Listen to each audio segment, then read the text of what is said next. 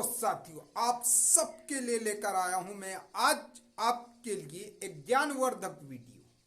आपने र पढ़ा होगा, लेकिन र कितनी प्रकार के होते हैं और कौन सी र किस कैटेगरी में आती है, ये जानना आपके लिए जरूरी है। आज अगर आपने इस वीडियो को अंत तक देख लिया तो र के सारे प्रकार को उदाहरण के साथ, विस्तार के साथ आज आप सीख लेंगे। चलिए चलते हैं बोर्ड पर।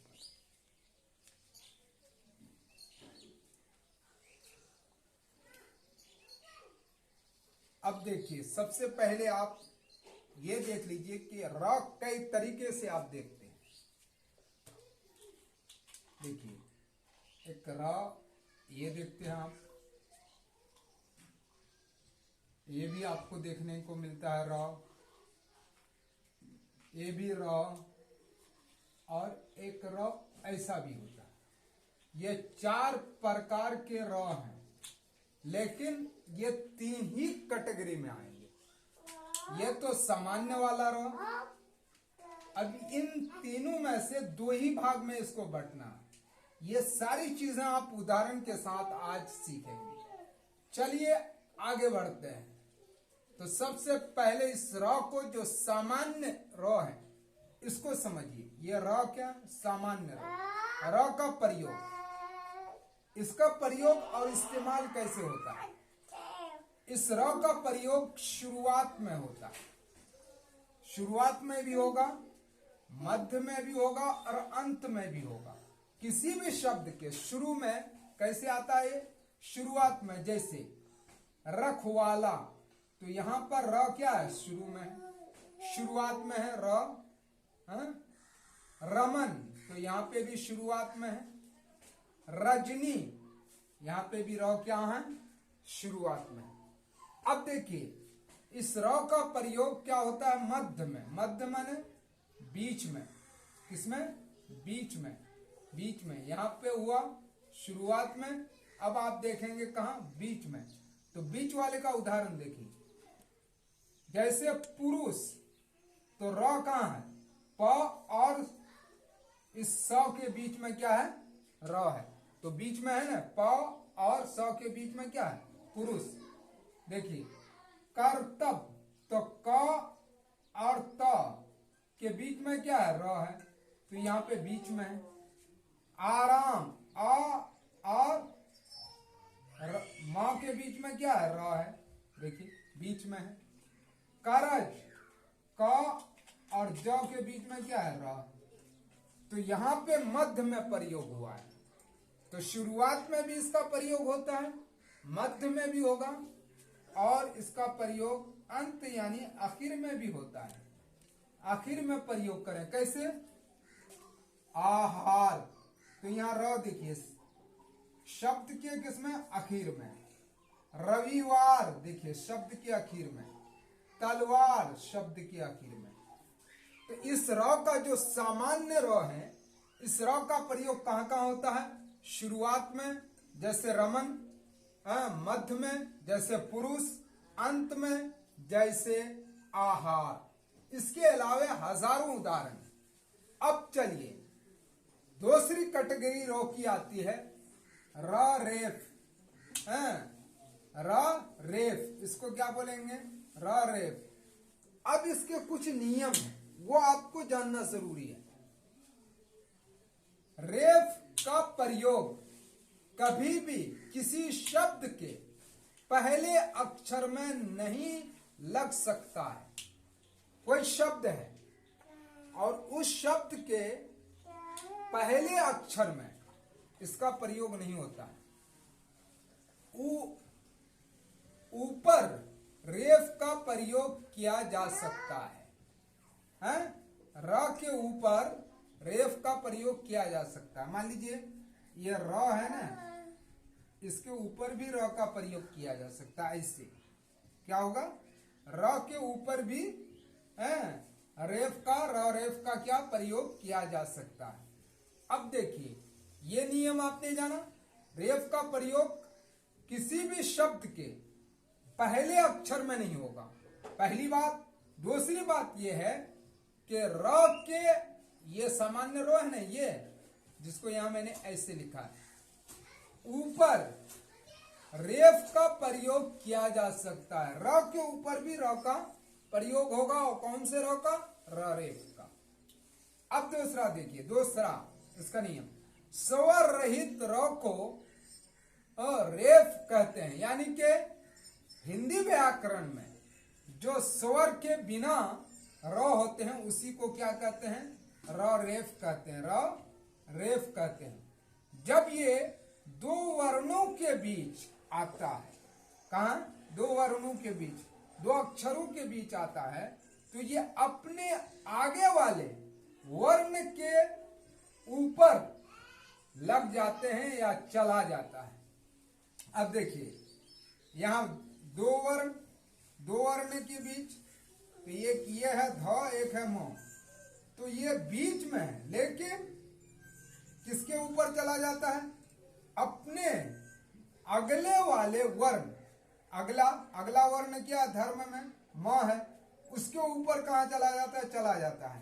क म कर्म है, तो क के बाद कहा अगला वर्ण कौन है?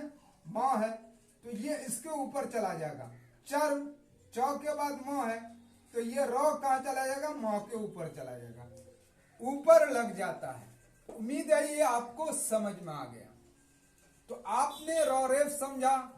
अब एक आता है र पदेन। ये तो र रेफ हुआ और एक र पदेन, तो ये र रेफ के उदाहरण हुए। अब ये यहां पर एक नियम आपने पढ़ा, ये र रेफ जो होता है, स्वर रहित र को रेफ कहते हैं। लेकिन र पदेन क्या किसको कहें? कैसा होता है? स्वर सहित होता है। ये स्वर सहित होता है, ये स्वर रहित होता है। याद रखिएगा, बहुत इंपॉर्टेंट। पदेन का अर्थ क्या होता है?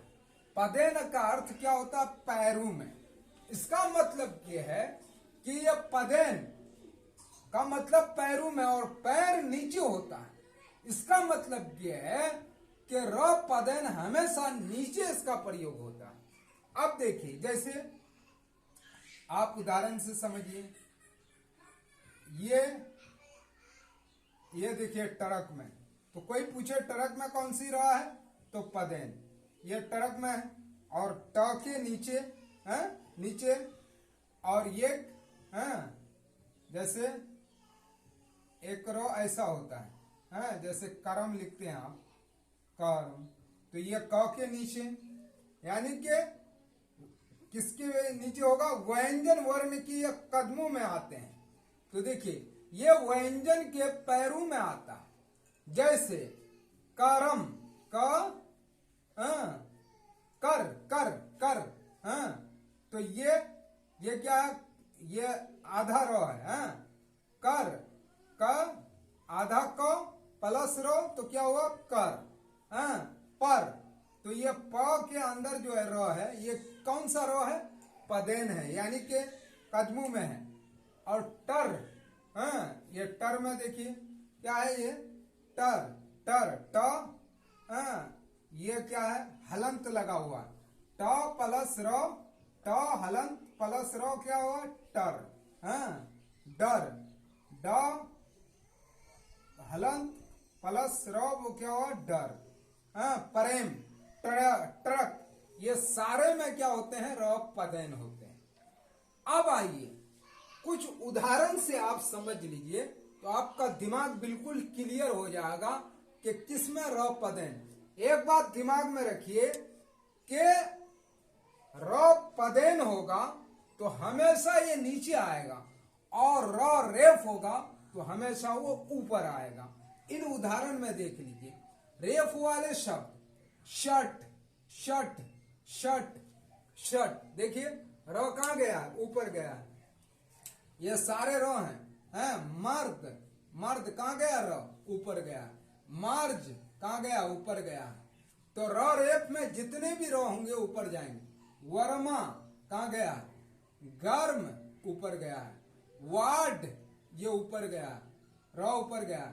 नर्स रो ऊपर गया। पर्व रो ऊपर गया। शर्मा रो ऊपर गया। तर्क ये रो ऊपर गया। मार्ग ये रो ऊपर गया। चर्चा, ये र ऊपर गया है। हर्फ, ये र ऊपर गया है। वर्ण, ये र ऊपर गया। मिर्च। इसके अलावा हजारों उदाहरण हैं जो आप इससे समझ सकते हैं कि र रेफ जो भी होता है वो ऊपर लगते हैं। अब पदेन र के कुछ उदाहरण ले लीजिए आप। पदेन र की मात्रा वाले शब्द देखिए, करंट, तो क के कदमों में है, क के कदमों में। यहां मैंने इसका अर्थ बताया पैरों में। पदेन का अर्थ क्या होता है? पैरों में। तो इसके पैर में है करंट। फरंट, फ के साइड में है दरु, दरु। परेत, परेत। करेक, तो सबके कदमों में। पत्र, ये भी नीचे है। नेत्र, नेत्र, कोई भी र इसके अंदर आप ऊपर नहीं पाएंगे। तो साफ क्लियर है कि र रेफ ऊपर होते हैं और र रेफ कहां होते हैं? ऊपर होते हैं। और र पदेन हमेशा नीचे होते हैं। परेत, करेक, पत्र, नेत्र, नेत्र, प्रिया, प्रधान, देखिए प्रधान सब नीचे है। अग्र, अम्र, मिस्र, ये सारे क्या हैं?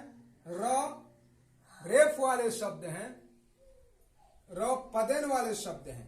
इसलिए आप इनसे समझ सकते हैं कि र पदेन हमेशा पैरों में जाते हैं और र रेफ हमेशा ऊपर जाते हैं। वीडियो अगर अच्छी लगी तो वीडियो को लाइक कीजिए, सब्सक्राइब कीजिए, अपने दोस्तों को शेयर कीजिए। जय हिंद, जय भारत।